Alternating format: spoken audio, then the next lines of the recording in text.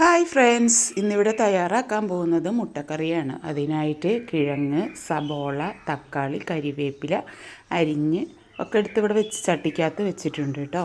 ഇനി നമുക്കിതൊന്ന് വെള്ളമൊക്കെ ഒഴിച്ച് അടുപ്പേ വെക്കണം. ആവശ്യത്തിനുള്ള വെള്ളം ഒഴിച്ച് കൊടുക്കുന്നുണ്ട്. ശകലം മഞ്ഞൾ ഇട്ട് കൊടുത്തിട്ട് ഇനി നമുക്കിതിനൊരു അരപ്പ് തയ്യാറാക്കണം. പെരിഞ്ചീരകം, ഇഞ്ചി, വെളുത്തുള്ളി, ചെറിയ ഉള്ളി, തേങ്ങ ഇവിടെ എടുത്ത് വെച്ചിട്ടുണ്ട് കേട്ടോ. ഇനി നമുക്ക് ഈ തേങ്ങ ഇതെല്ലാം ഒന്ന് വറുത്തെടുക്കണം.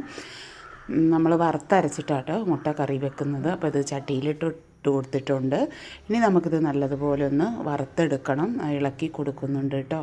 നല്ല ബ്രൗൺ കളറാകുമ്പോൾ വേണം നമുക്കിത് എടുക്കാനായിട്ട്. അപ്പോൾ 2 കരിവേപ്പില ഇതിനകത്തേക്ക് ഇട്ട് കൊടുത്തു. കരിവേപ്പില ഇടുമ്പോൾ പ്രത്യേക ഒരു ടേസ്റ്റ് കൂടും കേട്ടോ. അപ്പോൾ നമ്മളുടെ തേങ്ങ വറുത്ത് ഇവിടെ എടുത്തിട്ടുണ്ട്. അതിനകത്തേക്ക് മല്ലിപ്പൊടി ഇട്ട് കൊടുക്കുന്നുണ്ട് കേട്ടോ. തീ പറ്റ കുറച്ച് വെക്കണം. പിന്നെ ചിക്കൻ മസാലയാണ് നമ്മളതിനകത്തേക്ക് ഇട്ട് കൊടുക്കുന്നത്.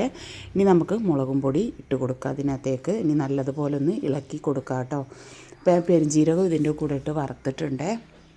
അപ്പോൾ നല്ലതുപോലെ ഒന്ന് ഇളക്കിയെടുക്കുക. ഇനി നമുക്കിത് മിക്സീൻ്റെ ജാറിലിട്ടൊന്ന് അരച്ചെടുക്കുക. പേസ്റ്റ് രൂപത്തിൽ അരച്ചെടുക്കുക. ആവശ്യത്തിനുള്ള വെള്ളം ഒഴിച്ച് കൊടുത്തു. അപ്പോൾ നമ്മളെ കഷ്ണങ്ങളൊക്കെ ഇവിടെ വെന്തിട്ടുണ്ട്. മുട്ട ഇട്ട് കൊടുക്കുന്നുണ്ട് കേട്ടോ.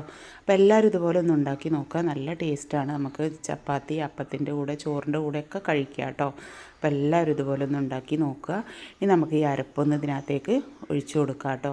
ഇനി ആവശ്യത്തിന് വെള്ളം ഒഴിച്ച് നമുക്ക് അരപ്പൊന്ന് സെറ്റാക്കി എടുക്കണം. ഇനി നമുക്കിതൊന്ന് കടുക് പൊട്ടിച്ചെടുക്കണം കേട്ടോ. ഒന്ന് താളിച്ചൊഴിക്കണം. അതിനായിട്ട് എണ്ണ ഒഴിച്ചു കടുക് ഇട്ട് കൊടുക്കുന്നുണ്ട്. ഇനി നമുക്ക് ചെറിയ ഉള്ളി, കരിവേപ്പില ഇട്ട് കൊടുത്തു. ഇനി ഇതൊന്ന് മൂത്ത് വരട്ടെ കേട്ടോ.